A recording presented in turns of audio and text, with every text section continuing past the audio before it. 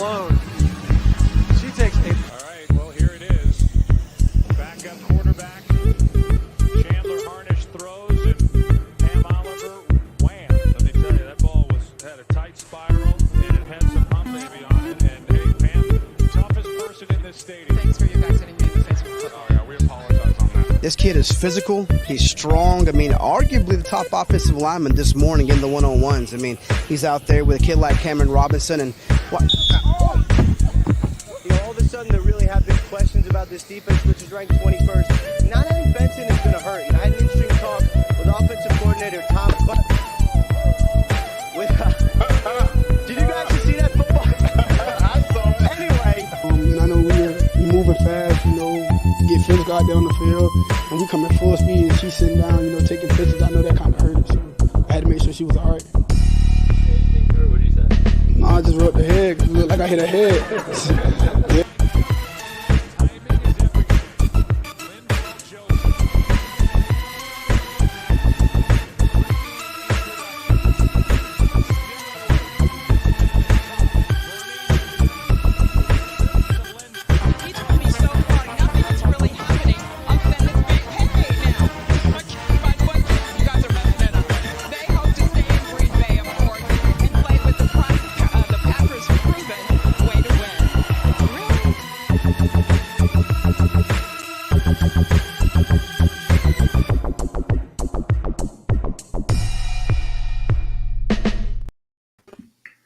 All right.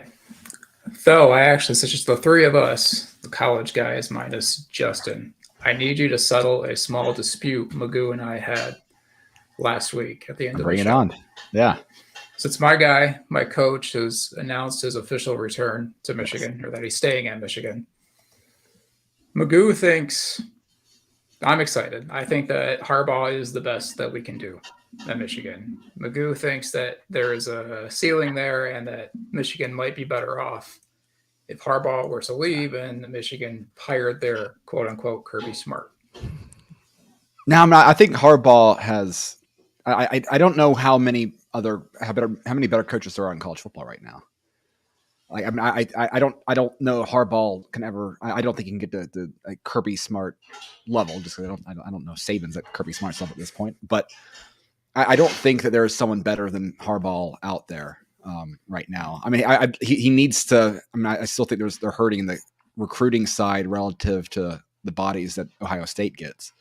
But I mean, I think Harbaugh is one of the best coaches, college pro out there. Period. So I think Michigan should be very happy to keep him. We'll see how bad the slap in the wrist is from the NCAA for violating contact during COVID. But that itself though, base move. Violating contact during COVID. Yeah, and in my defense, I was on one last week. I was feeling pretty good. Well, I mean, everyone's inferior compared to Kirby Smart. Yeah, I'm not gonna just make that argument that Harbaugh is on that level, but I just don't. I mean, who'd you rather have, Ryan Day or Jim Harbaugh? Harbaugh. I think it's fair. I mean, because Michigan. I mean, it is an interesting dynamic from the playoffs because Michigan played maybe their worst game of the year. Ohio State played the best game of the year. So within that era, So I get that dynamic, but what Harbaugh's been able to do against Ohio State last couple of years is pretty incredible. So yeah, it's gonna be interesting. I remember I still have very fresh memories of the Mark Richt era, and there are similar. And I know this is trite to let's look at Kirby's record over the first 3 years and compare it to Richt, and you got the same guy. Then that was trash. That was a trash comparison. That wasn't even a plausible way to compare the two coaches. But if you look at I think it's the last 6 seasons, hasn't Michigan lost all their bowl games in the last? It's been a rough run. Dismal bowl record, that's for sure. And I think last week I was just trying to express my understanding of this. Kind of feels like a Mark Richt run. Good coach, solid coach. At some years, the best coach in college football, but just not getting it done. And I don't know who the next Kirby is, or even if there is one. If I was a fan of Michigan, I'd be feeling very similar to how I felt as a Georgia fan going into the 2015 season. Just kind of So- like I'm tired of getting that close. He keeps flirting with the NFL. You know, either you're in or you're out kind of a thing. Like, I don't know. Maybe I'm just a little bitter when I don't feel like I have the full buy-in from the guy running the show. Correct me if I'm wrong, but Mark Richt started off with like 10, 11 wins per year, and then that kind of fell to like a bunch of 9 and 3s. So it was kind of like a not like a super bad downward slope, but it was sloping downward. Whereas Harbaugh's record is kind of going upward at the moment. Yeah, and there was a prolonged period of time. I mean, you know, for example, like you had, what was it, the 2012 year, you know, where Georgia is 6 yards, something like that. I mean, you know, is 12 yards away from the end zone in the SEC championship game against Alabama. You know, so you did have a few clunkers after that. You know, so 3 years after that, was it 2016, the first Kirby Smart year? Yeah. So you had a few rough seasons, and there was elements to it. I mean, we had a desert at the quarterback position. You know, there were some elements to that as well. No one speaks about Grayson Lambert that way, right? Yeah. But no one speaks about him at all. The issue of, you know, Harbaugh's, you know, constant sort of flirtation with the NFL. Now, I get it this year. Like, you can't have, if you're Harbaugh, how dare Michigan allow Mel Tucker to be paid more than you in your own state? So, like, you know, more props to him in terms of leveraging that. Fine, but like doing it year after year is you know, that does create, it creates problems recruiting wise, and ultimately, I mean, the reason why Kirby Smart is that there's no one better at the recruiting side on a process basis, and ultimately, if Michigan wants to, I think, take it to the next level, if you give Harbaugh, Ryan Day players, then Michigan is a team that competes in the Georgias and the Alabamas of the world. But you have to get the both sides right. I don't think Harbaugh's waffling there on a seasonal basis. I mean, you know, it's being used against him on the recruiting side. Oh yeah. So that is, I think, one thing that needs to get straightened up. And it is it's still a messy situation because it's the president came out to announce that Harbaugh is staying in Michigan, and then Harbaugh thanks the president and completely neglects to thank the athletic director. So there's a rift there between the two. Which, I mean, if Michigan has to choose between Harbaugh and the AD, you know who they're choosing. Mm-hmm. But it does create an interesting conversation, though, is that, you know, who's in that second tier of coach behind now what Kirby has done and what Saban has done. You know, I guess you have to throw in Debo, you know, in that conversation just based off of past history there, though I think that is a team that is circling, you know, that is in a very clear decline. I think someone, if anyone, where the nature of the game has changed in a way that they haven't caught up, or really obstinate about trying to catch up to it. You know, I again, you know, that's where the Harbaugh versus Day, you know, is an interesting conversation. You know, Lincoln Riley just keeps, you know, crapping the bed on their end. You know, who else is out there? I mean, you know, I guess you have to throw in Sonny Dykes after what he's done this year. I mean, regardless of, you know, worst bowl beatdown in college football history. You know, that it's going to be very interesting to see who distinguishes themselves in the next level. We're not big, from past conversations we've had on the show, we're not big fans of Dabo Swinney, but hiring Lincoln Riley's brother is probably a good move for them. Yeah. Well, it is interesting though. It's like there is something I think to be said about the way that Lincoln Riley plays football, and again, it's overly simplistic to just take one or the other. TCU, you know, had a very physical run game, and all that being said, but you know, the stress that it does places in your defense. You know, and you know, Clemson was a team that was built off of great defenses and, you know, fantastic quarterbacks. You know, which is not always easy to replicate, as Clemson has learned. That it will be interesting to see how that one plays out. I mean, I've got nothing against, you know, Dabo. I appreciate, you know, a little bit the sort of throwback mentality that he has about things, but at the same time, you know, you have to, when the rules change, you got to adapt with the rules. Yeah. If there's one thing I can say about Dabo Swinney is that I agree with him. I wish college football was the way that he still thinks it is. I prefer it that way, you know, where players commit, they don't quit, they don't transfer out, they don't come for the money. You know, you come for the program and for the opportunities that the program provides you while you're there, giving it your all. I love all that shit. My internal boomerism, you know, detector just goes off the charts, but that's not the sport. That hasn't been the sport. It's definitely not going back that way. And he just seems like kind of stuck in the mud. He'll come around, or he won't have that job anymore. But yeah, 5 years ago, you thought that they were the next dynasty.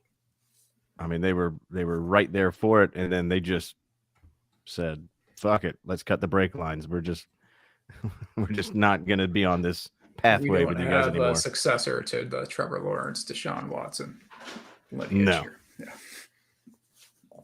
No, DJ Ukulele was just. Ooh. What is phone gate at Georgia? You know what I'm referring to? I saw a passing thing on Twitter about Stetson Bennett and his phone. Oh, yeah. Okay, so I went to the parade on Saturday. there you go. What's up, Matt? What up? We think Okay. it's Matt. I had to hear the voice first. I'm like, Oh, there we go. But so Does my mic sound okay? Yep. Yeah. Sound great.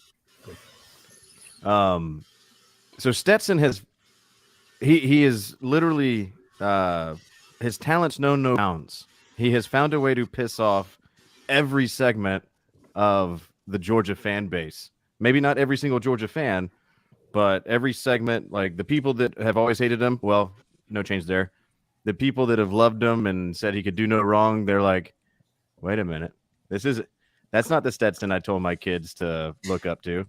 And then me, the person who was criticizing him and wanting him benched when he was playing like ass, because for the first half of his career, he deserved criticism. The last 17 games, I haven't had anything bad to say about his play, his style of play, and I didn't care how he carried himself. I don't give a shit. Win games. Now the game is over. You literally just have like 2 more appearances where you can go out on a high note and own every critic you've ever had, and he's getting into the petty party pretty hard. And I think it's just a little. I'm personally not bothered by it, but I understand why people with kids and people like my parents are seeing this like, come on, dude. Like, don't class up the joint a little bit. So I was at the parade. I have video of him going right in front of me. Didn't look up once. Head was down in his phone. He had 2 phones going. He said that, he had a playlist on one phone, but he was typing it into the phone that was connected to the car. And he was more in tune with the tunes, man. And really just didn't have time for all these people out here and news media, which is fine. Just literally get through one more day and you don't have to say shit to anybody ever again. Especially, people are there to celebrate you, and you basically just gave them double birds all day. And then you get into the ceremony inside the stadium, and mind you, it's cold as shit, especially for Georgia. On the Georgia curve of things, it was in the upper 30s, lower 40s, windy as shit, and that's cold for us. Sorry. And he spent his time not answering a question. He was asked a question by DJ Shockley, an alumnus and former quarterback at Georgia, a friendly, about, hey, Step, what do you want to say? And all he had to say was, man, I love this school. I hope I changed the fans' minds that weren't on my side, but if not, I gave you 2 rings anyway. Go Dogs. Like, that's all he had to say, and still voice his opinion. But he went after DJ. It was like, you attacked us, you gave us no chance, and it makes no. He was a dick. He was a fucking dick the whole day, and then continued being a dick even now on Twitter. Now he's just Twitter trolling the shit out of local Atlanta media, which I personally enjoy. But he has really let a certain side of him come out now that he's not beholden to the school or anybody. No one can tell him what to do. You're kind of seeing the real Step, and part of me respects it, but you're already showing that you're probably, if you were a 4th round pick, you're a 6th round pick. If you were a 5th or 6th round pick, you might be having to go on a scout team visit. That's all I'm saying. He's hurting any future possibility he has to go to the league. He's only hurting himself at this point. Is my take. Though you might have a totally different take. I would love to hear it. But in short, he was kind of all up. He was feeling himself a little hard. Gosh. No, I think you're largely correct there. I mean, I get it. I do get on his end. I do think Stetson as an NFL prospect is an interesting question. Generally, I'm not sure how much it's not helping his matters. That's for sure. I think though that I'm very interested to see how the league values a player like him generally going forward, because I'm interested to see. I know there's conversation about him possibly getting a late Senior Bowl acceptance thing, because I'd like to see that. But it wouldn't surprise me at all if he ends up going before, earlier, even in spite of these a rather gruff post championship time with the media. It wouldn't surprise me at all if he ends up going a little bit earlier than people think, because I think there is an aspect to, someone who just feels not overly splashy in any particular area, but just someone who can ball when the pressure's on him. I'm very curious to see how his analysis goes, but yeah, it's not the best look. I'm not gonna, he's the greatest dog of all time as far as I'm concerned. So you get a few little bits here and there, but I do get the optics there. Yeah, you just really hope that his story doesn't end right now, because if so, it doesn't have the greatest ending. You need there to be another chapter. I hope he balls out at the Senior Bowl. Apparently, he's accepted an invite. He should be there. So hopefully his story continues, and this will just be a very funny, awkward speed bump on what will hopefully be a decent continuation post UGA.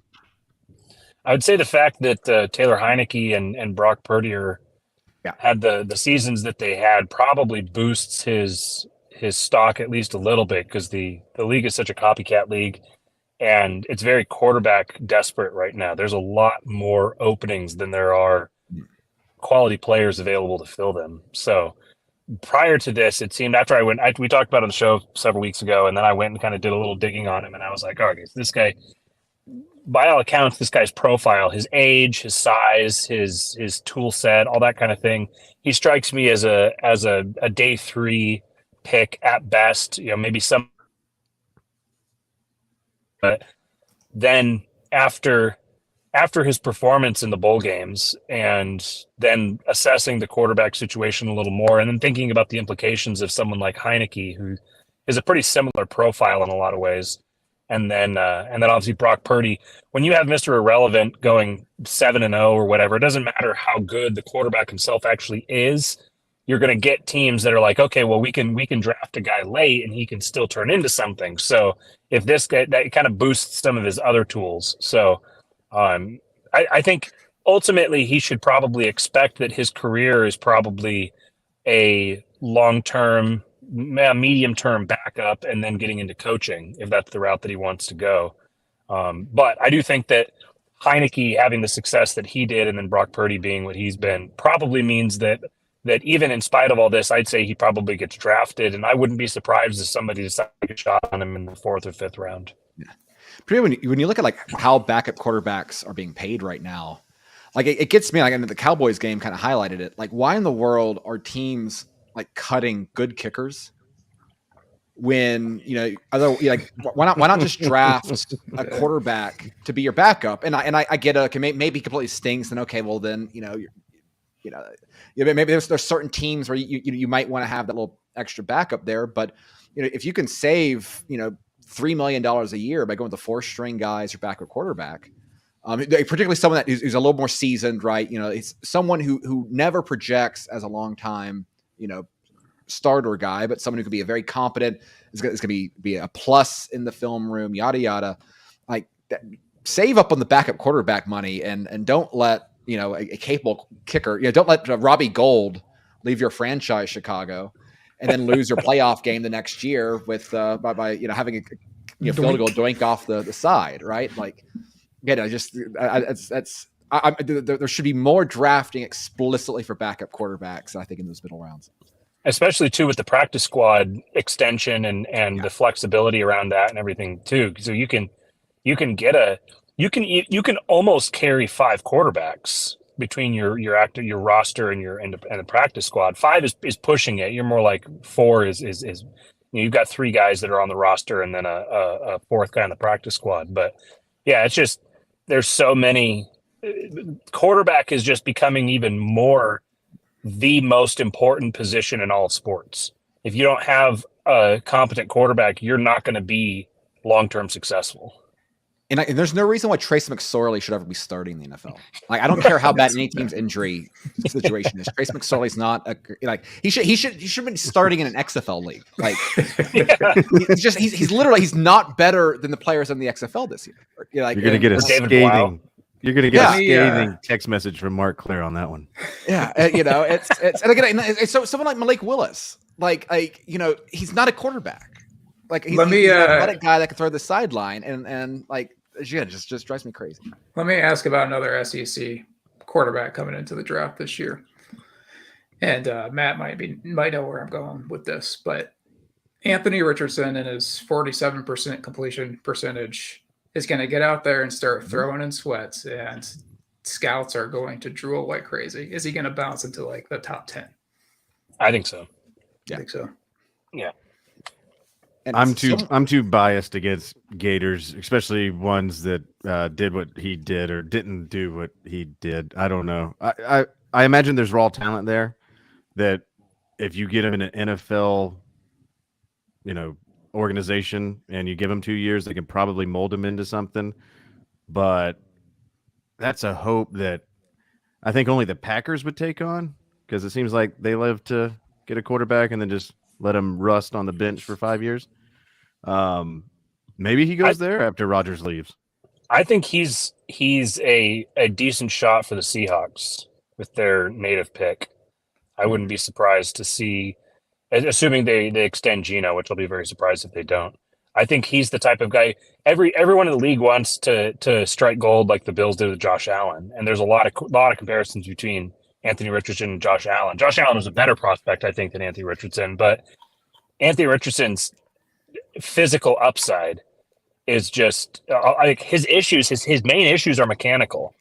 So he sees the field well, and he's got like Lamar Jackson athleticism in a Josh Allen body.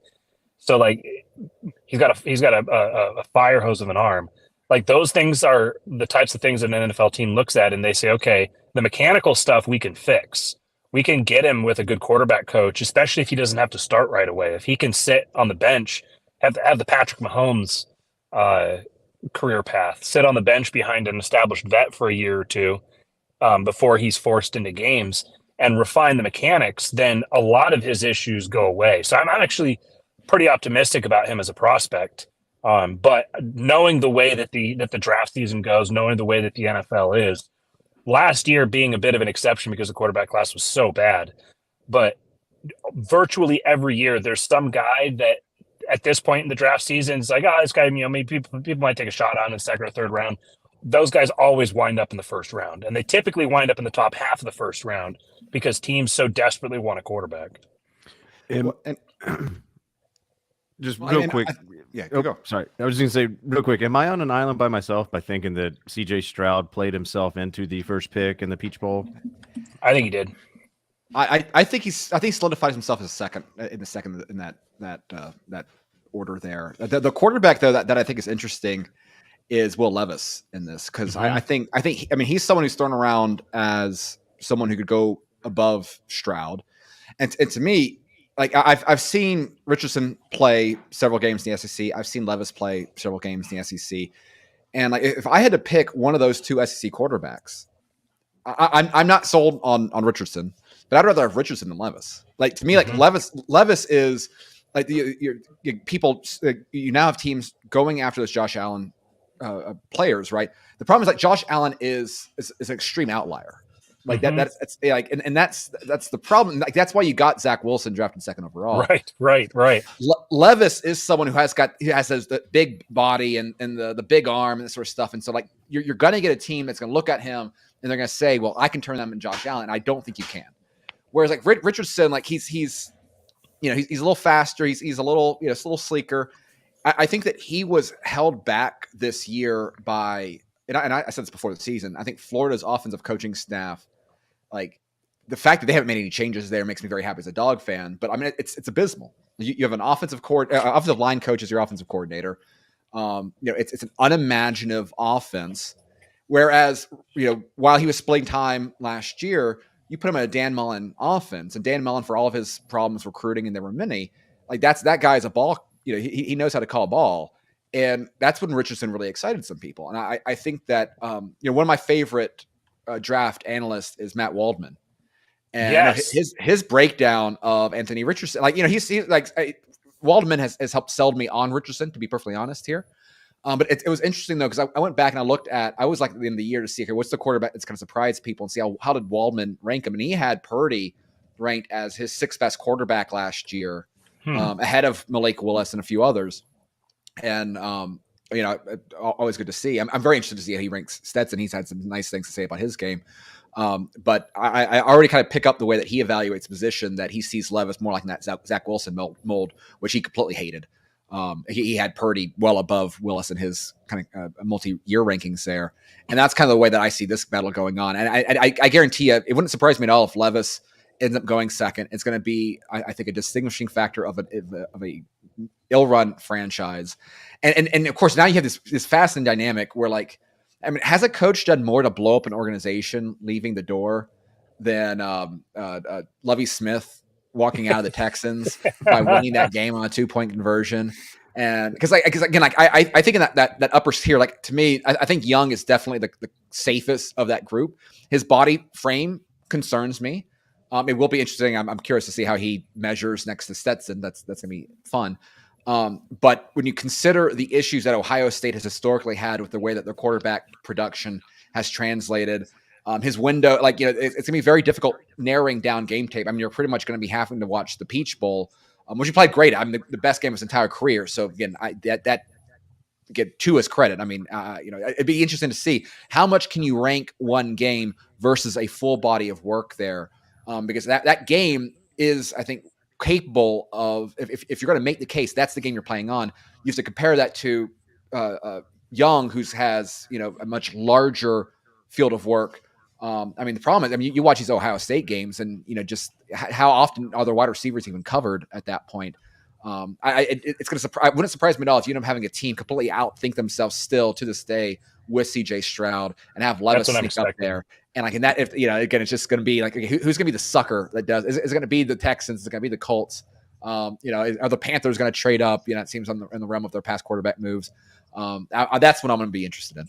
Having Will Levis go in one of the top 2 picks would be a dream come true from a Seahawks fan perspective, because that basically guarantees that 3 quarterbacks are going to go in the top 5, which means that one of Carter or Anderson is going to get down to the Seahawks at 5. That was the way that everything rolled out that last week, was pretty brutal, because Seahawks went from the 3rd overall pick to the 5th overall pick, and they're desperate for talent on the D line, and things drop off pretty quick after the top couple. So landing on the 5th pick is rough, but you've got Chicago, who I would be very surprised if they don't trade that pick. Right. And then maybe you've multiple got times. right. Yeah. You've got Houston, and you've got and then Arizona most likely isn't going to take a quarterback, because the Kyler contract is just so, it'd be so difficult to move. So even if you got a new guy who comes in, he's like, I don't want to deal with Kyler, he's going to have to deal with him for at least a year or two, which, incidentally, as an aside, Kyler's career path is part of the reason why I think there's a good chance that at least some teams are scared off of Bryce Young, because of his frame, because of Kyler's injury issues that he's had. And then, so that's, all it takes is 1 or 2 to get scared off of him, and he could fall. But then you got Indianapolis, you got the Colts, and I think the Colts are probably going to wind up with a vet. I don't think the Colts are going to take a quarterback. It doesn't feel like a Jim Irsay, Jeff Saturday kind of thing to do, to take a rookie there. I don't know. I could be wrong there. It's just kind of a gut thing, but Richardson is very interesting to me, and I think you're right about Will Levis versus him. One of the most interesting stats that I've seen this year is, so sack rate is one of the things that translates most directly from college to the NFL. Sack. I think people have done a good enough job to at this point they're demonstrating that that sacks are a quarterback stat. Sacks are not an offensive line stat. They're not a wide receiver stat. Sacks are a quarterback stat. And sack rate is one of the things that translates most directly. The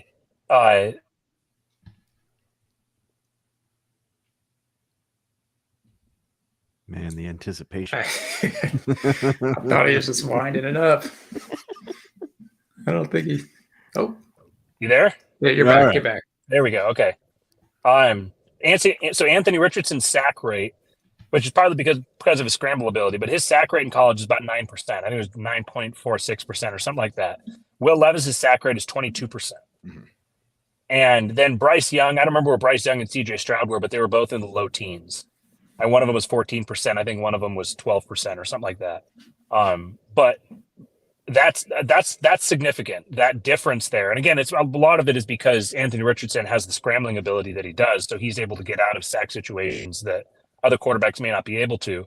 So his sack percentage being low doesn't tell me as much as Will Levis's sack percentage being high. 22% is really fucking high for a sack percentage for a quarterback, and you could expect that's likely going to translate pretty directly to the NFL. Yeah, anytime I think of Will Levis, I just get the feeling that he's coming into the NFL basically where Carson Wentz already is right now, where I don't think he's going to make it. He's going to have to be on a very unique team that has a very particular scheme that insulates him, and that's not where the NFL is these days. You know, Daniel Jones is a running quarterback. Josh Allen's a running quarterback. Where did that come from? Those quarterbacks are your prototypical stand in the pocket and chunk it or throw it into the stands. But for whatever reason, Daniel Jones is out there running through defenses. I don't recognize this game sometimes. He's a legitimate athletic specimen. Like if you look at his combine numbers, he's not a schmuck. The dude's it reminds me of how I think the closest athletic comp to Cam Newton was Andrew Luck. Yep. They were almost identical athletic comps, and you never think of it because Andrew Luck is like a big fucking Neanderthal with a beard and a weird nasally voice. Oh, but Daniel Jones isn't far off of him too. Librarian. Magoo, out of curiosity, as a Falcons fan, Mhm. is this a draft, year at the position? Is this a free agent year? Is this a let's see what Ritter can do next year sort of year? Like where is that situation with where you guys are drafting? So me personally, as a Falcons fan, what I would like to see out of the team, which typically varies greatly from what what reality is going to be, I would say you started Ritter probably 2 weeks too late. You definitely should have started him at home and not on the road against a division rival, so that you can get a more genuine sense of what you got and active, taking live rounds. But I think since you started him and had him finish out the season, mainly because Mariota went completely missing from the building, you tied your boat to him. So if you can't get a marquee name free agent, which good luck doing that. There's some smoke around Lamar Jackson. At least that's what Falcons fans are writing about right now. If you can get Lamar Jackson down here, you sit Ritter on the bench again. If you can't, then you draft defense heavy, get as many free agent linemen as you can, or trade for linemen. But you have the second highest amount of cap space in the NFL, directly behind the Bears. You spend that building your team. So because you just drafted a quarterback, I don't know if there's any quarterbacks in this draft, and we're sitting at 8. You can't afford to trade up, in my opinion, because you need to rebuild very much badly. So if I were running the team, I say you stick with Ritter, you try to get a free agent veteran quarterback, go after Lamar. If you can't get him, then just go out and buy the best core players that you can create a formidable nucleus that will be long lasting for your team and build over the next 2 to 3 years. Because I still think they're 2 to 3 years away from being a team that is eligible for having any hope pointed in their direction. Here's a question. Sorry. Just real quick, if it would cost the same amount in terms of draft capital to trade, I'm not saying it would, I don't know, just a theoretical question. Mm-hmm. Same amount of draft capital to acquire Lamar Jackson or to trade up for one of Stroud or Young, which would you rather have? Lamar, because what it would do, and I'm not even saying that a quarterback, given the number of injuries he's had and, all of this other stuff, is going to be the best for putting W's, stacking dubs or anything like that, whatever the kids are saying. But it would reinvigorate the crowd. You would get more people in the building. You would start some buzz. You can create hope, even if it's a false level of hope. If you go draft another rookie quarterback and you're just guaranteeing just be patient. Oh, and by the way, the head coach is going into his third season. This is the fire season. Lamar's the same age as those guys too. And he's in his seventh year. you're going to lose the fan base. It's going to get ugly, and it'll take 5 years to recover. And so that's my personal thought. I mean, when I went to the Cardinals-Falcons game, it was dead in there. It was sad. And not even 24 hours removed, probably only like 14 hours removed from the Peach Bowl, where the place was losing its shit. So the Falcons can't compete with what's going on down the road. And if they want to, they've proven for generations that it seems like they just don't know what they're doing when it comes to building a roster. Yeah. Dan Quinn could, but outside of that, it's once every 10 years, maybe. I kind of it just feels like this is a team that's going to end up like signing Ryan Tannehill. Mm-hmm. I was just thinking about that name. Yeah, and like they don't, and it's going to be like a mediocre year, and then Arthur's like, and then we'll see how he can survive. The thing is like Arthur Smith is interesting to me because like neither of the last 2 years have been good, but they've won like twice as many games as I think they should. Mm-hmm. It's like, these rosters have been the Falcons' way. Yeah, and it's like I'd be interested to see like you bring in Tannehill, you have Ritter, it's probably like a fairly relatively cheap move at that. The Lamar Jackson thing is interesting. I at this point I feel like I'm almost expecting him not to be in Baltimore next year. Yeah. I guess I think that he wants that contract, and that's fine. I've been a Lamar fan. Since the draft, I always thought he was undervalued. These last 2 seasons of that injury, I mean, it's every single fear played out. So I don't know how to feel about that. But it's going to be an interesting, like where some of these quarterbacks end up is really going to be interesting. I mean, the Tom Brady shadow is everywhere. What does Tennessee do? Like that's a very interesting team in its own right. New GM there. Is Tom Brady a Raider? Is Tom Brady a Titan? Is Tom Brady a Patriot? Who knows? It's going to be very interesting to see how. And of course, I mean, starting off with David Carr getting the first bite of the apple here. It's going to be a fun offseason. Here's we still got playoff games going on, but like, yeah. And does Aaron Rodgers go anywhere? Yeah. And with Jim Irsay and his crazy ass, he has really established himself as the AFC's Jerry Jones, where he's a wild card. And if he has his sights set on a player, he will go overpay, and then he will upsell him to the rest of the world, saying, "We did it. We're paying this much for that. We're paying that much for this, and we're loaded and we're coming." And then they just go out and just lay a big giant wet turd for 6 months. I think Lamar, if I had to put money on it right now, Lamar seems like the type of guy that Irsay would bend over for to bring in his playmaking ability and him as a name. And it just seems like a Jim Irsay move to way overpay for him. And Lamar, you can tell Lamar's like, "Fuck you, pay me." He doesn't like. He's like, I think he kind of doesn't care that much where he goes. He wants a bag. Give me a bag, and we'll talk. Interesting idea here is, so say you get touchdown Tom winds up in San Francisco, which I if that doesn't happen, I will be surprised. I think that that's just an absolute match made in heaven. And he's pretty clear he's out in Tampa Bay. If he winds up in San Francisco, now they have 3 quarterbacks because Brock Purdy. I'm not as impressed with him as a lot of people are, but there's a lot of Seahawks bias in there. But he's legitimately shown that he deserves to be rostered for sure. So all of a sudden, Trey Lance kind of feels like the odd man out. You've got Tom, bring Tom in for a year or two, and he's got the perfect system for him to be a 90-year-old quarterback in, and they could trade Trey Lance for a pretty significant return, I'd imagine. So does Trey Lance wind up in Tennessee or Atlanta, or that there's going to be a lot of quarterback dominoes that fall this offseason. Yeah. Well, and with the Irsay thing and the Colts, I was just going off the recent history with pulling in Phillip Rivers for his swan song, pulling in Carson Wentz when everybody knew it's like he ain't the reason the Eagles won that Super Bowl, and then pulling in Matt Ryan, and then paying Matt Ryan the amount that he did, and then firing with Matt Ryan.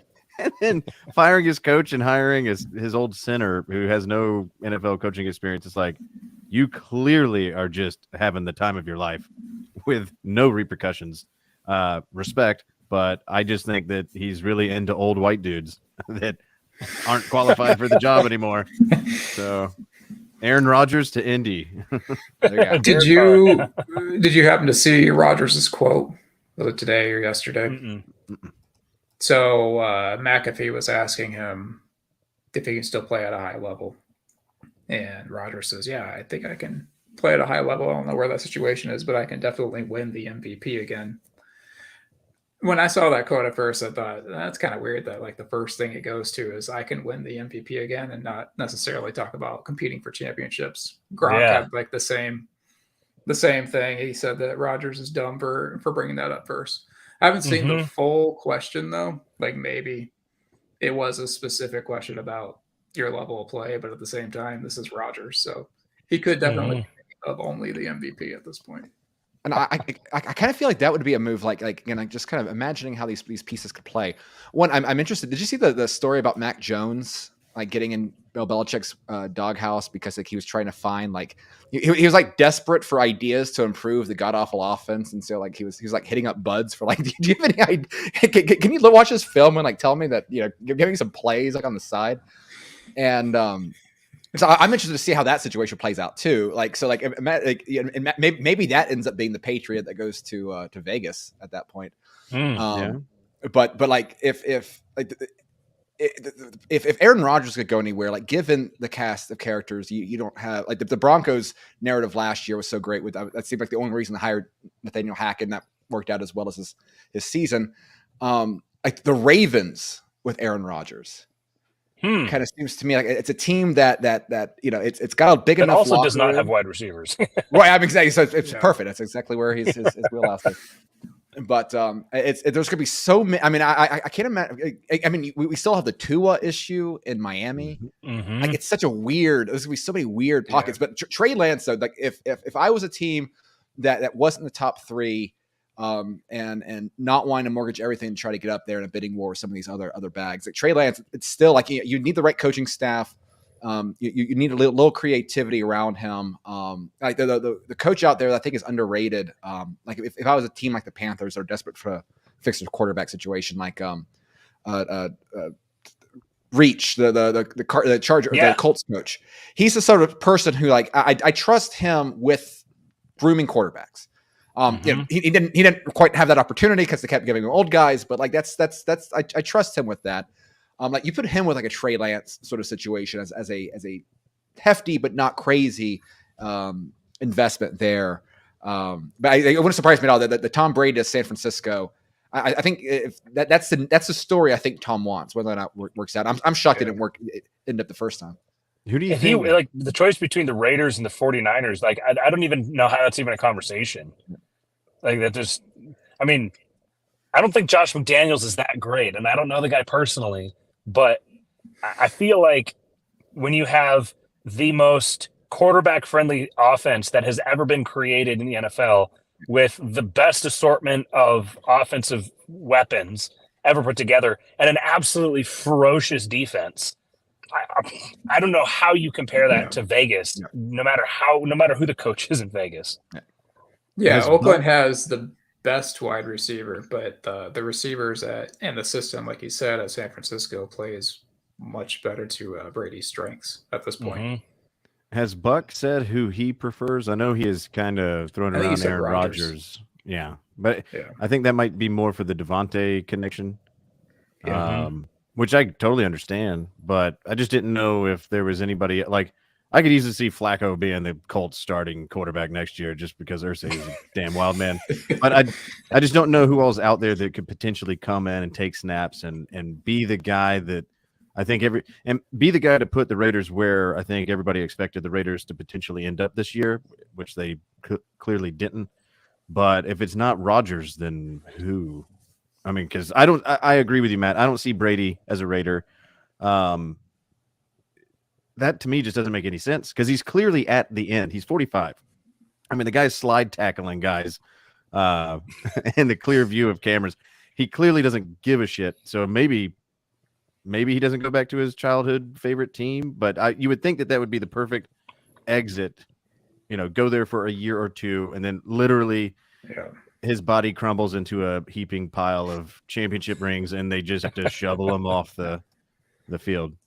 Rumor has it today that the Jets are interviewing Nathaniel Hackett for their offensive coordinator position, which I actually don't think that's that bad of an idea. He was fine in Green Bay, and I don't think it was one of these where it's like, oh, that was the Aaron Rodgers offense, and Nathaniel Hackett was just along for the ride, like Adam Gase with Peyton Manning. I think that he and Rodgers legitimately had something together. He made Rodgers better because Rodgers was kind of wandering in the wilderness there for a little while until that season where they were very successful together. Now, obviously, last offseason, you had a team that signed Nathaniel Hackett, hired Nathaniel Hackett, trying to get Rodgers, and that did not work out very well. So going back to that well would be pretty questionable. But if the Jets, I trust the Jets to be a lot more competent of a front office than the Broncos. And the Broncos, you've got brand new owners. You've got a GM that's a little in over his head, and he's trying to kind of control too many fronts at one time. And you've got John Elway hanging in the background, pulling strings. The Jets, I think, are a lot more competent front office, and the Zach Wilson fiasco notwithstanding. And so I think if they had a commitment that they were going to be able to get Rodgers with Hackett, then that would be a pretty interesting spot because their defense was every bit as good as the Niners this year. And they've got an insane assortment of talent. They've got a great young offensive line. And they've got Breece Hall whenever he gets back. The whole wide receiver core. That would be a very interesting. It would probably be maybe the most talented offense that Rodgers has ever been in. The most talented assortment of players around him.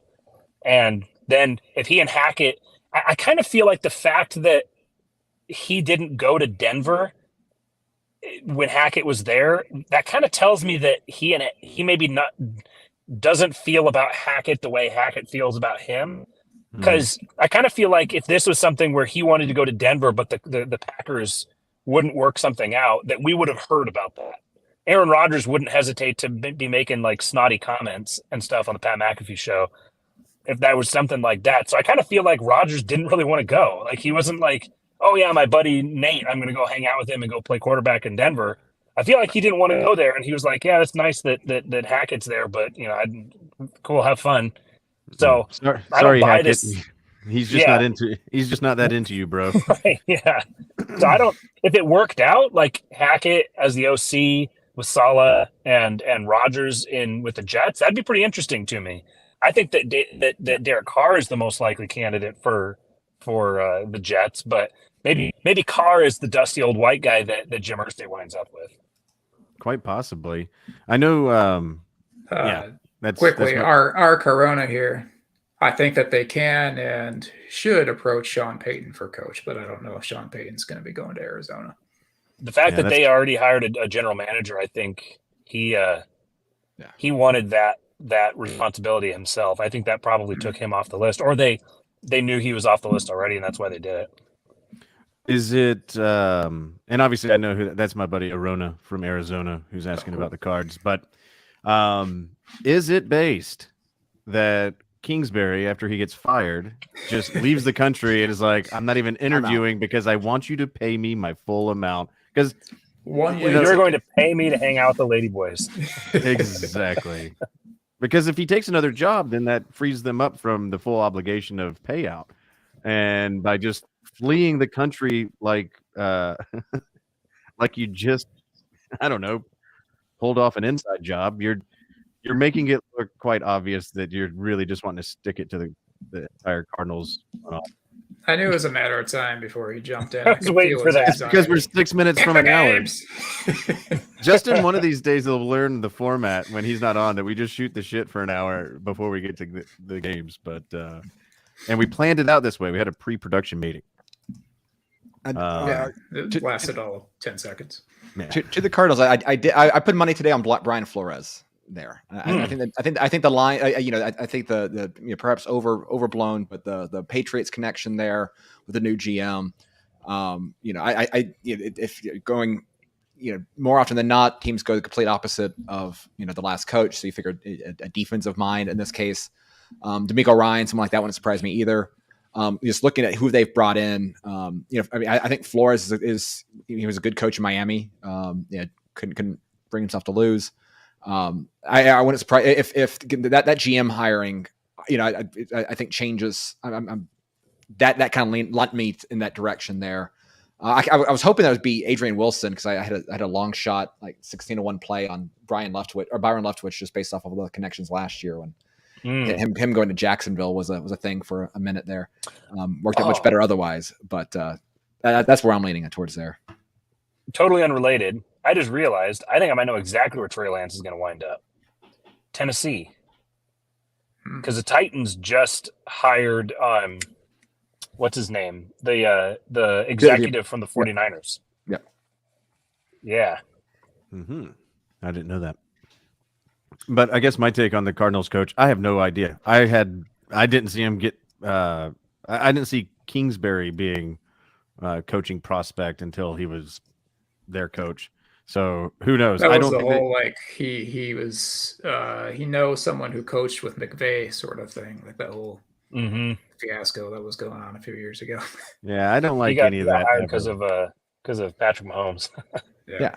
Yeah, and he didn't even win them with him. Yeah, he's like 7-5 every year. That's you have all these people like Alabama fans and Patriots fans saying, "Oh, we're gonna bring in Cliff Kingsbury, and offense is going to get great." Like his offense was never good. Like he's the worst Mike Leach protege. Right. He just looked good. But he looks like Sean McVay. He can sell some sunglasses, and he's been around some quarterbacks that we now wish that we would have picked. Fucking hire him, man. I mean, he's found his element now in Thailand. He's on it. He's finally figured out his calling in life. Oh man. All right. Well, I guess. Yeah. Are there other off-season stuff that we can talk about just to piss Justin off more, or should we move on to some? Do you think the Titans are going to build a new stadium? I heard something about that. Can we talk about the tax ramifications on the national area? How about so Mark and I think Matt and I might have mentioned it, but though in all seriousness, and also to piss off Justin because it's too much fun, 4.1 or 5 whatever $billion stadium out in LA that's now used for 2 NFL teams that can't keep the rain out. Thoughts? Classic California. Hell yeah. I got nothing else to add. Speaking of the Chargers, I heard that Frank Reich was interviewing for offensive coordinator there, which I think that was the right move. I think it was right to keep Staley on another year because I was in the moment as the playoff game was happening and you were seeing the new thing with Mike Williams and all that. I was thinking, man, they got to get rid of this. This is just. But part of it was listening to the Athletic show with Robert Mays and Nate Tice, and they were talking about how good of a game planner, how good of a defensive game planner Brandon Staley is. And it didn't seem like the team gave up on him. That's a big when the team gives up on the coach like the Broncos did with Hackett, that's when okay, he's got to go. But if they're having these kinds of outcomes and the team still seems to have his back, that says a lot to his personality and his character. And I think the biggest issue is that he actually, you get 2 different directions here with defensive minded head coaches. Either they get too hands-on with the offense and they, we're going to run the ball. We need to run the ball 53 times to be successful or whatever. And, or they get too hands-off with the offense and they give it over to somebody else and let that other person handle the offense. And they don't take it. They aren't proactive enough in managing it. And I think that's where he was. I think he was letting Joe Lombardi run the offense, and Joe Lombardi is another one of these guys that's like, it's like he was with Sean Payton, and that's what makes him special. Like it was just such an uneventful offense that really was not maximizing the strength. I think, someone showed the statistics of the Joe Lombardi offense with Matt Stafford and with Justin Herbert. Right. And both of them were like 30th in average depth of target for the time that he was with them. These are two of the biggest arms that have ever played in a game. Mhm. And they're hitting dink and no, you don't dink and dunk your way down the field when you've got fucking Justin Herbert. Yeah. So I think bringing in Frank Reich type of a character to run the offense would be phenomenal for the Chargers. Yeah. All I know is Sorry. take Frank Wright. I don't want there to be a Monken in the NFL. Leave Todd Monken in Athens for the love of God. Amen. Well, I mean, like Mark will appreciate it. I mean, when Lombardi was the Lions coach, I mean, it was so exciting going into. It's like, oh, we're gonna have a fancy Saint style offense, and he's the grandson of Vince Lombardi, and doesn't that sound great? And then, I mean, two of the worst years of Stafford's entire career. I was excited when Staley was hired, and like that was like, oh, never mind, that was fun. Detroit like the Lions hired. Yeah, come on. The organization or the fans love to hate on all of its coaches, but Lombardi may have received the most ire out of any in recent memory. Well, at least you can say you've had a Lombardi in the building. Yeah. And that was the thing. It's like the only reason this guy is out there is because of his last name, which might be true at this point. Every little bit helps. Yeah. All right. This I got one question, and then this will lead us into the games. Rank these coaching hires from what you think was the best to not necessarily the worst, but just rank them. Peterson, Mike McDaniel, and Brian Daboll. Peterson, you talking Doug Peterson? Doug Peterson, yeah. All did excellent jobs this year, right? Damn, what was the second one? Yeah. Doug Peterson with the Jags, Brian Daboll with the Bills, and Mike McDaniel. or Brian Daboll with the Giants, Giants, and Mike McDaniel with the Dolphins. Yeah. I'm gonna go Daboll, Peterson, McDaniel, and I mean, that Giants roster is awful. Yeah, yeah. Don't get it. Speaking of no receivers, yeah, it's like Peterson benefited from coming off the worst coach in modern NFL history. I mean, what he's done is fantastic. I don't want to downplay that, but like that and I love Mike McDaniel too. It's just there's I think Tua, the whole Tua situation is really unfortunate there. But I think based off of the production, but again, I thought Daboll would be a good hire. I was excited for the Giants in there. I thought it was going to take an extra year because of how bad that roster is, and getting this, winning a playoff game was. Yeah, I mean, of those three, Daboll was the only person I didn't have a bet on for Coach of the Year to start the year. Because of how bad that roster was. Mm-hmm. So, this is what I'm gonna. I'm having a stroke. I was gonna say this to you, Mark. One. Oh no, that's the fourth one today. If you would have lined up those coaches beginning of year and asked me, it would have been the complete inverse. It would have been McDaniel, Peterson, Daboll, and Peterson to me was just like, well, what do you actually expect out of the Jaguars? Are they a dumpster fire? They have talent. Can he really replicate what he did from Philly? And so that way it was like, if you just make it to the playoffs, you're killing it. But with the Dolphins and McDaniel's like first time ever, a lot of wild card. If I see the potential here, they could really explode in Miami. But Daboll, I would have been like, who cares? Like, who is this guy? What roster do they have? They can't run it all the time. Daniel Jones, up until this year, to me, hadn't proved himself to be anything more than a pocket passer. So I think the most improved team that's still remaining in the playoffs, I think right now is a toss-up between the Giants and the Jags. And I think I'd probably give it to the Giants, mainly just because of the division they're in. And that's really the deciding factor between the Jaguars and the Giants. The Jags don't play in the NFC East, nor the caliber of teams. I think part of what makes Doug Peterson part of the Doug Peterson story is the fact that, let me start this over again. Part of what made Urban Meyer so bad was the talent that was on the team. Yeah. So it wasn't that he had a dog shit team and they played like shit. The team was really talented. And so like there was a lot of people who were very optimistic about the team going into the season. And so when it underperformed like it did, that's part of why he was like the shortest tenured head coach ever, just about. So Doug Peterson has done a phenomenal job, but I think he had more to work with than either McDaniel or Dable. And then, so yeah, for me, putting McDaniel third isn't a slight to McDaniel. It's just that the other two, I mean, McDaniel did make the playoffs. Like that's, and I don't think it was his fault. I get a lot of, I said this before, and I'm going to keep saying it as long as he's there. I get a lot of McVay Goff vibes from McDaniel and Tua. And I think that relationship, if Tua keeps playing, if Tua comes back, I think that relationship is not going to last forever, because I think Tua is limited enough as a passer that he's not capitalizing on some of the brilliance of McDaniels. He's missing a lot of open receivers. It blows my mind people talk about how accurate Tua is, because he has really good completion percentages when he's throwing to wide open receivers, but he's leaving these balls so short, and he throws so many hospital balls. He just doesn't. Part of it's him being a lefty that it just weirds me out. But yeah, I don't see.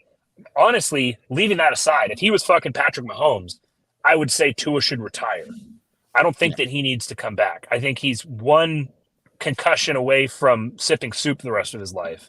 Yeah. So, but then that makes another interesting conversation is what do the Dolphins do then at quarterback? Because you're not going into another season. Mike McDaniel's not going into another season with Skylar Thompson and Teddy Bridgewater, because Stephen Ross isn't going to tolerate another losing season, and he's just going to use McDaniel as his fall guy. So Trey Lance to Miami. That's another interesting thought too. That there's obviously a connection there, and I think that Trey Lance would be very successful in the Mike McDaniel offense. So the Bills Dolphins game was one of the weirdest games I've ever seen. Mm-hmm. The fact that it was a 3-point game at the end, and Thompson was 17 for 47 in that game. Christ. I'll look at So I think the Dolphins got lucky a lot. I mean, Allen had 2 picks. He also had a fumble, but I think you give some credit to McDaniel for them just be able to stay in that game with Noodle. Holy shit, Mark! You weren't wrong. He was 18 for 45. I knew it, something like that. Wow. It was brutal. Oh man. Goo. Well, 18 for 45, and it was still a 3-point game. That is. It kind of sums up this year, though. This is true. Well, we want to talk about some games. Let's do it. Yep.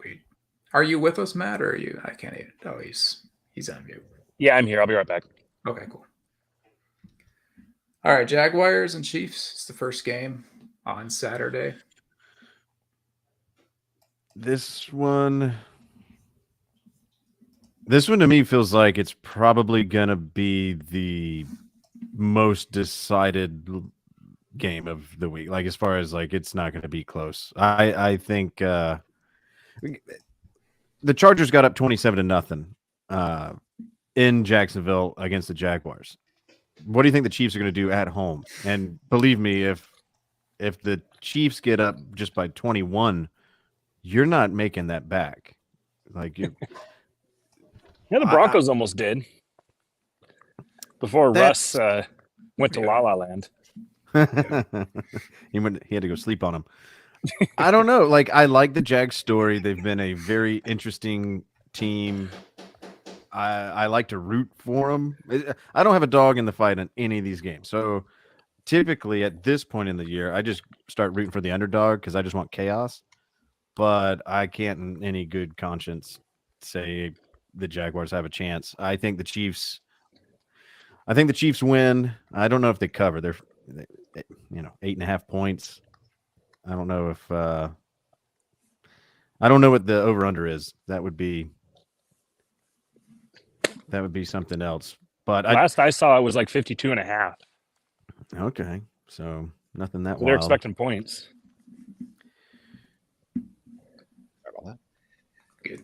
What's the spread? 8.5? Yeah. Yeah, that's what I have. Well, the That's about the Jags game, the reason why the Chargers got up 27 points is just how bad Trevor Lawrence played. That's true. So the question becomes, what happens if Trevor Lawrence plays 2 good halves? mm-hmm. And again, if Oh my God. I think the Jags, I think the Jags are a talented team. I think they are. The last game was exactly like their season, right? And so I assume the Chiefs are going to win. But like to me, if it wouldn't surprise me at all if the Jags kind of have a sneaky Bengals like postseason run last year, because the Bengals were a not a particularly inspiring team going into the playoffs last year. And it was all just it was Joe and Chase, but it didn't seem. I mean, no one was blaming Zach Taylor being a playoff coach. I think the Jags could surprise. So I'm going to take the Jags for fun here, just to be just have a take. But it wouldn't surprise. I think they're a better team. At the very least, I'd feel comfortable taking the under 8.5. Mm-hmm. I like the cut of your jib, Joseph. That's interesting. That's a like. I don't know if I said this last week or if I said this somewhere else, but I thought that Herbert and the Chargers could have went on a Burrow like Bengals like run that happened last year. It's interesting. I could see it happening with the Jags too, but I think the Chiefs are just too strong right now, and I think we're on a crash course for an AFC Championship game between the Chiefs and the Bills. So I'm gonna go with the Chiefs in this one. It is an issue where Trevor Lawrence hasn't looked like what Trevor Lawrence is supposed to be yet. Like he's been spotty, and so the question is he going to be, that can't miss draft prospect like that? This will be the game. I mean, this will be a very interesting game to see how he plays. The thing with that game against the Chargers, the first pick was not really his fault. It was tipped into the air, and that's more fluky than anything. The second pick was back to Brandon Staley's great game planning. They baited him into that one, and then I don't remember the other 2 picks that well. I mean, anytime you throw 4 picks, it's not unlucky. Like, you have to play pretty badly to throw 4 picks. You can get 1 or 2 that are unlucky, but after that, yeah. But the thing with the Chiefs defense is it's probably the worst defense left in the playoffs. And I mean, we're 4 or 5 weeks, 6 weeks removed from them going to overtime against the Texans. So they played the Broncos really close both times they played them. So they will. Sorry, I know you guys probably can't see me very well here. So they will let teams stay in the game. And as badly as Trevor Lawrence played in the first half, he was on another planet in the second half. And their adjustments that they made, I keep bringing them up, and I recommend the Athletic podcast with Robert Mays and Nate Tice, because they broke down the schematic adjustments that they made at halftime. And I mean, I know Peyton Manning says that he never made any adjustments at halftime, but very clearly the Jags made some adjustments at halftime. And they came out and they just absolutely disemboweled the Chargers in the second half. That wasn't a fluke. That wasn't an accident. That's a pretty good Chargers defense. So I definitely think that there's going to be points scored in this game, and I definitely think the Jags are going to cover. It's a bummer that they have to play the Chiefs now. I'd rather them play the Chiefs in the championship game. Yeah. But I think I'm going to pick the Jags too. I think, and for me, I think it's a little more than just a take. I think that they can legitimately beat them. I think that I would take the Chiefs to win the game probably 6.5 times out of 10. But I think that there's always crazy upsets in the playoffs, and I don't think that the Giants beating the Vikings was an upset. So I'm going to take the Jags too. And keep in mind that the last time the Jaguars played the Chiefs was November 13th of this year in Kansas City. Chiefs won 27-17. Now, I don't know what the situation right. was as far as injuries, or I don't know who played that day, but that's the only bit of information that we have. What as was far that as this date? matchup. November 13th, I believe. So was this right before the Jags went on their run? Yeah, Mahomes throws 4 touchdowns as Chiefs beat the Jags 27-17. And it looks like the Chiefs did all their scoring. They finished scoring in the third quarter. They were foot off the gas the entire fourth quarter.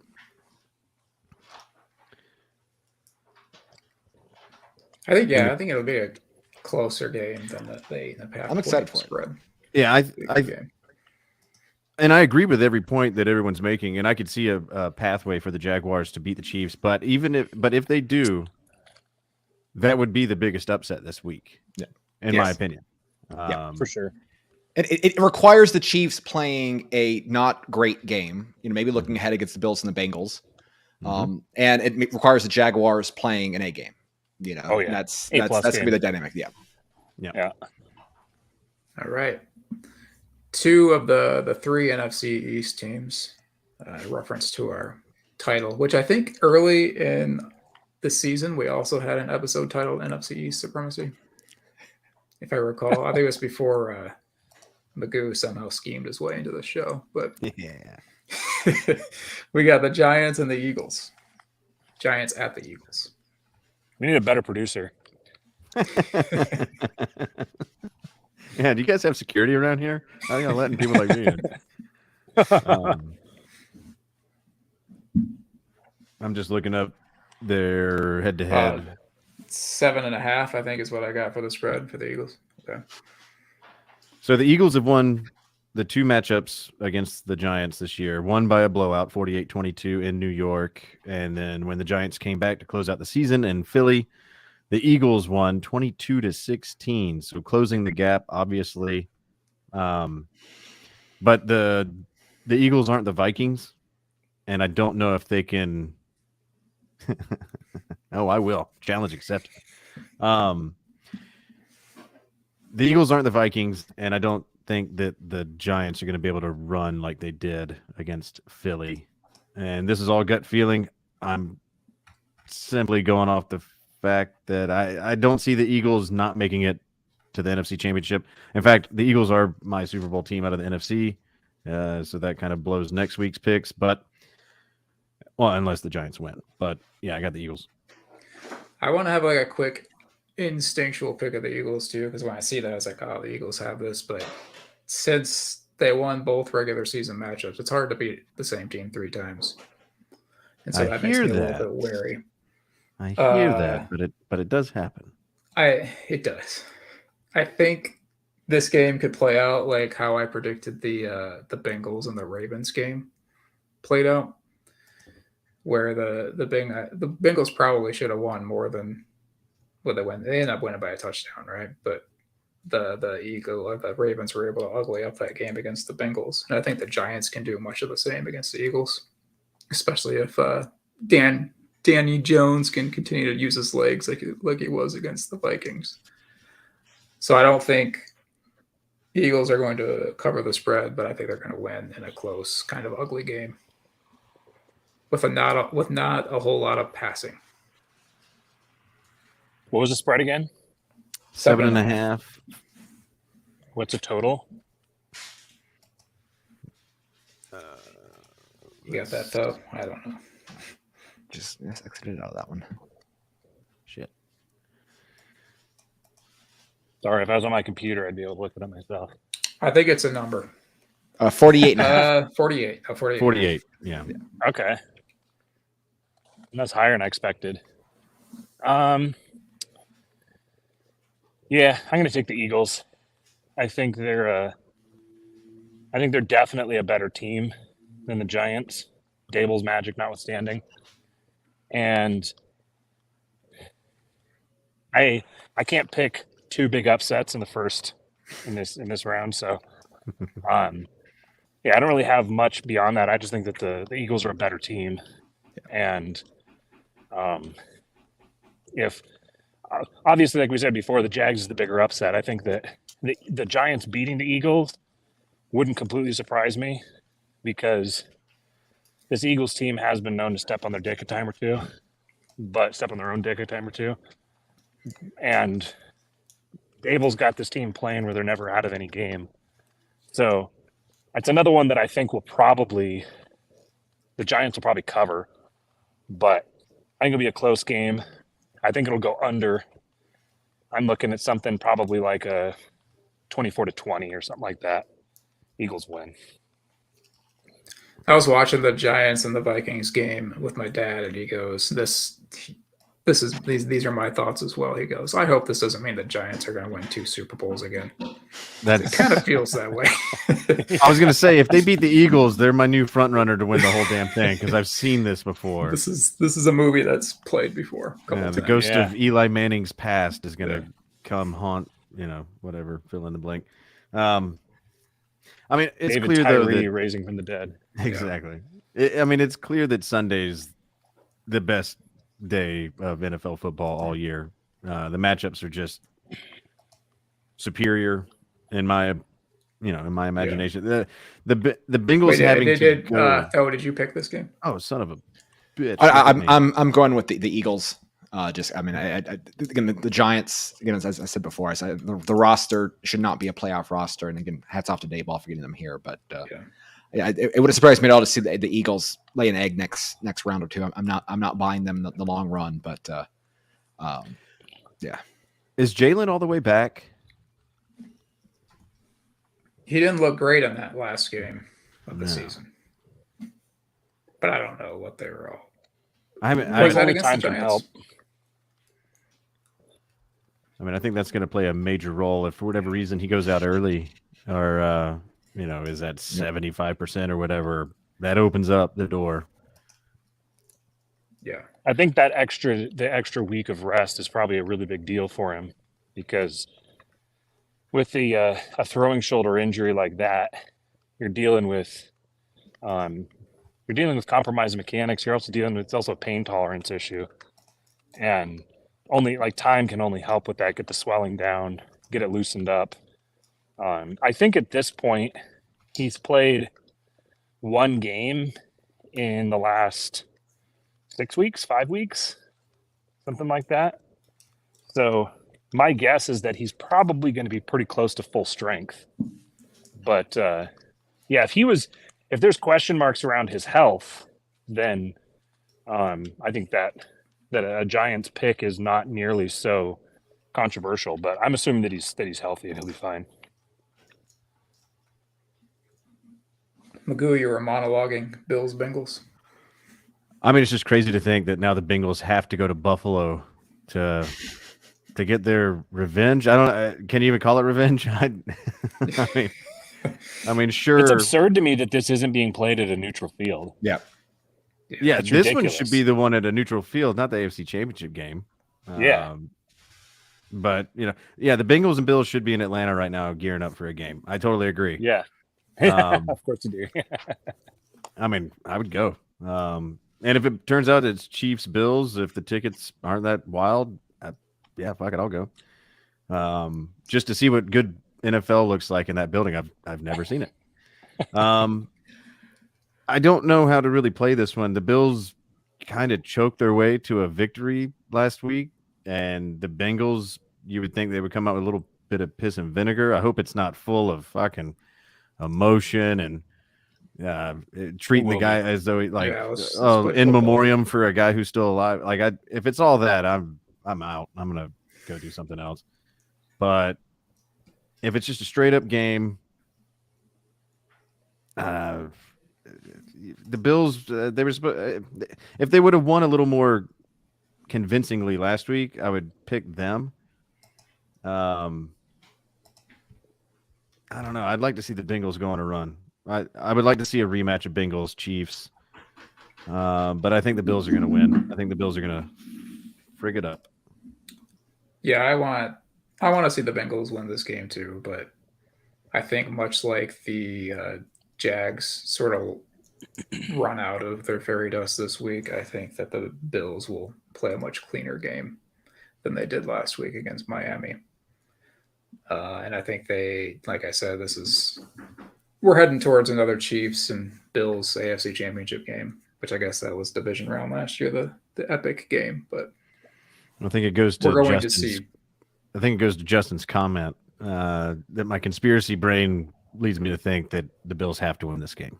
Yeah, that's kind of where my brain's at too. So I'm going with the Bills. I like this because I'm taking the Bengals. Nice. I think that the Bengals are just a better team, and I think that they've got the better quarterback right now. I think Josh Allen's not healthy and hasn't been healthy, and I think the Bengals have not just a more complete team, but I think that they are playing better football right now. I think they have a more complete team in terms of talent on the roster, but I think that they're also playing better football right now, and also I think a Bengals Jaguars AFC Championship game would be amazing. I agree. And actually, I agree with Matt. I mean, I think that the Bills have, they just seem to be off right now. Again, Josh Allen's a big part of it. I'm leaning with the Bengals here, and I think about the touchdown celebration that Joe Mixon did in the game, right? The Ravens game right after the canceled game, and he brings out the coin and he flips the coin and he punts the coin. Yeah, I think if I'm buying into the Bengals are pissed off card about the lack of respect on the considerations for the hosting here. And maybe Zach Taylor really is a motivational genius behind the scenes, because obviously it was a bee in their bonnet that week. So I think the Bills are an incredible franchise. I have tremendous respect for just the way that team is built. Wouldn't surprise me at all to see them in the Super Bowl. But I'm leaning with the Bengals on this one. I think, including last week's game, Josh Allen has 30 turnovers this year. Jeez. Which is pretty insane. Part of that is just That's what happened with day balls in New York, Yeah. Yeah. That's part of the Josh Allen's chaos ball is Right. You're going to turn it over as much as you make amazing plays. But the biggest thing for him right now, I think, is sort of similar to who's I just thinking of? Another receiver that's being hard done by lack of talent, or another quarterback. There's Lamar Jackson, Aaron Rodgers. We had that conversation earlier, but there was someone else I was thinking of that. Justin Fields, where I think he's a better passer than he's given credit for, but he's throwing to slappies. Like and Gabriel Davis isn't the number 2, and Stephon Diggs is a very, very good receiver, but he can be schemed out of a game. And it's nothing against him. It's just that they just don't have anybody else that's a really legitimate threat. And riding to a Super Bowl on the backs of Khalil Shakir and Isaiah McKenzie and Dawson Knox that's just not a great recipe for success. I was hoping that Sean McVay was going to leave and that the Rams are going to have to blow everything up and start trading off assets for draft picks. And I was sitting here fantasizing about the idea of Cooper Kupp in Buffalo, because like that profile of receiver, you've seen what Cole Beasley, what Isaiah McKenzie, Khalil Shakir, these are all sort of similar profiles of receiver, and they're all like super deep discount Cooper Kupp style receivers, and just these crazy shifty slot possession guys. That Cooper Kupp is the god tier version of those guys, and the idea of him in that offense with Josh Allen would be just unstoppable.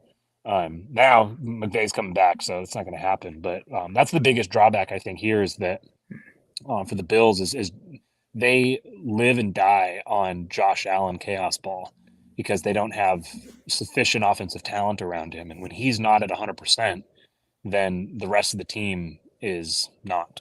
So that's the rationale for me. Well, I think not including Tho, the rest of us might owe Justin an apology, because we all quickly picked the Bucks over the Cowboys last week. I would have done the same thing. Okay, so we all owe an apology. But when when that game started, yeah, fuck you, Justin. when that game started, the Cowboys had like a 13-second opening drive, and then the Bucks responded with an equally futile drive. I guess if you call the drive, it's like, oh, this is over. The Bucks are going to lose because Brady looks off. The Cowboys will get some points. They ended up playing well. I mean, Dak was lights out the other night. So I was, I guess, not pleasantly surprised because I wanted the Bucks to win, but Dak actually wasn't playoff Dak in that game. I think that ends against the 49ers, though, and I think the Niners are going to win easily, which Justin is probably happy to hear me say because whenever I say that, it usually goes back on me. Yeah, and I've learned nothing from last week. I'm going all home games yet again, which means one of these, probably the Bills, will lose. But yeah, I got the Niners. I just think that at pretty much every position other than quarterback, I would take the Niners. And I don't see Dak doing it 2 weeks in a row. Like that was the best game he's played all year. Yeah. But rightfully so. You know, if you saw how the Cowboys ended the season against the Skins, I don't know how anybody could have any faith in them, much less conversely what the Bucks did.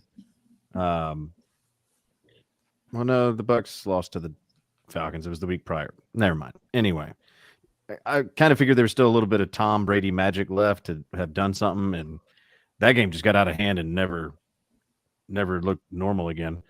But this one, I think Cowboys having to go from Tampa all the way across the country to San Fran. San Fran's just been sitting there waiting on them.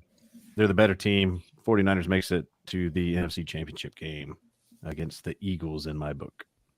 Could the Niners have utilized McCaffrey any better than they have? Like, I feel like he's just been perfect since they brought him on board.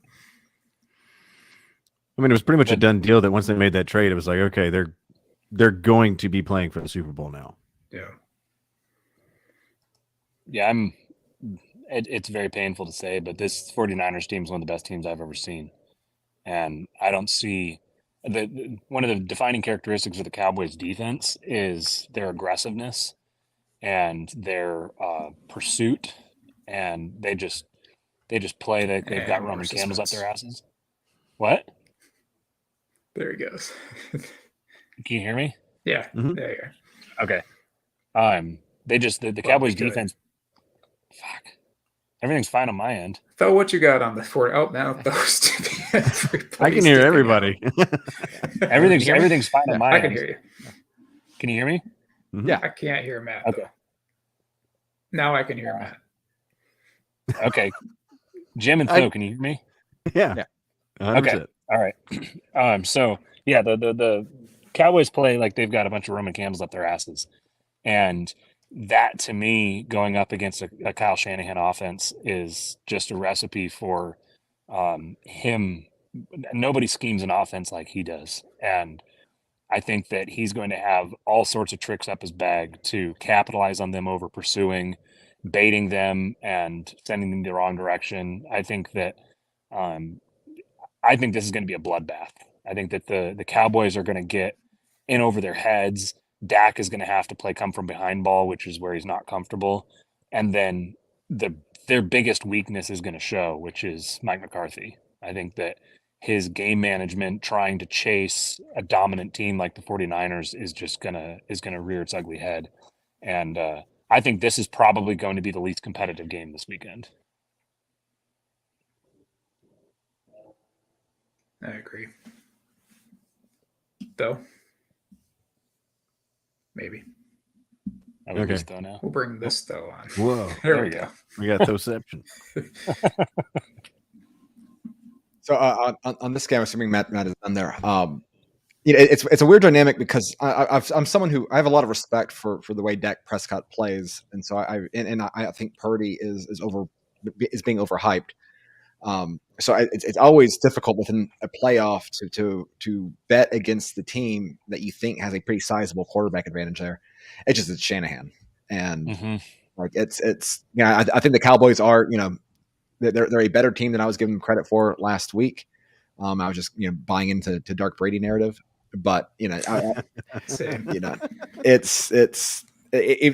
be shocking to see the 49ers lose before the Super Bowl, in my opinion, at this point. It's Shanahan's just firing it on cylinders. I mean, the roster is just so good. And I think the difference between Purdy and Garoppolo really isn't that great. So that's why you kind of function here right now. But it's Dak Prescott is going to have to play absolute hero ball, I think, for them to overcome the larger team and scheme benefits that 49ers have, which, I mean, he might be capable of doing. There was a play Purdy made in the game against the Seahawks where he kind of like evades the pass rush and rolls. I can't remember if it was to his right or his left, but he made a pretty good throw. And I was like, that's like, it was a really confident play that he made, but it was more of like a system confidence and not necessarily a skill set confidence. And I think Purdy and Shanahan are kind of linked in right now. And it's mostly Shanahan calling those shots, and it's working pretty well. I want to know, like, what was I would love to see like the behind the scenes of the whole Trey Lance move. Because it seems, I mean, like, Shanahan just seems like the sort of guy that what he values in a quarterback is simply someone who can follow instructions. Like, he wants his quarterback to be like a player that he can control in Madden and just like work with the scheme, work within yourself. He wants the quarterback to be the joystick. Like, he wants the quarterback to be the joystick, and he's the one controlling it. And it's like, I mean, drafting Trey Lance to be that sort of guy, like, that's why there was all the Mac Jones talk back then. It seems like, I mean, Purdy just seems like a perfect fit for what he wants to do. We'll see how far he can take him. Yeah, I think Mac Jones is a lot better fit for that kind of. I think Mac Jones would be phenomenal in San Francisco. And what you're saying, it strikes me that Trey Lance was a John Lynch pick, and that's why there was all of that smoke. There was probably a bit of a power struggle, a bit of a. I don't know if it was a power struggle because I think they probably work well together, but I think Shanahan probably wanted Mac Jones and the front office did not, which lends even more credence to my theory about the Titans trading for him. Yep. And remember, I mean, it was Adam Schefter who was the one that was really pushing the Mac Jones narrative there, and Schefter goes back to the Denver days with the Shanahan. So that's right, that's true. Yeah, that's a good point. And for that reason right there might be the only reason why Brady doesn't end up a 49er. Because Shanahan loves having the quarterback that won't audible out of a completely unnecessary pass play when you're up 25 points in the goddamn Super Bowl and follows orders into throwing your way into a loss. That's why I hope the 49ers make it to the Super Bowl just to fucking lose again. I hate Shanahan. Interesting note about all 8 remaining teams. Matt will enjoy this. Every head coach has an offensive background. Shut him. Well, no, I don't think the Bills. Sean McDermott. Yeah, Sean McDermott is a 7 of guy. the 8 then. Yeah. Sweet. Anything else, fellas? I'm a very strong proponent of building your offense first. Yeah. You can outscore the other team, but you can't beat the other team scoring no points. That's why Mark was a big win when Ben Johnson today said he's not going anywhere. Yeah, so, that's huge. Good for the Lions. Which that tells me that Jared Goff is probably back. Those poor bastard Rams fans. We'll end it on that note. See you guys. See you guys. Bye.